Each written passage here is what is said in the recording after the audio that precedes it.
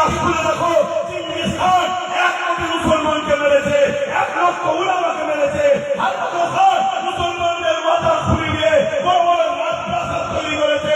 ইতিহাস খুলে দেখো, কি অত্যাচার করেছে। তথাপিও সর্বশেষ রেজাল্টটা দেখো, বিজয় কিন্তু ইনসাফ পালন, ন্যায় পালন, মুহাম্মদ রাসূলের গোলামদের জন্যই বিজয় লিখা হয়েছে।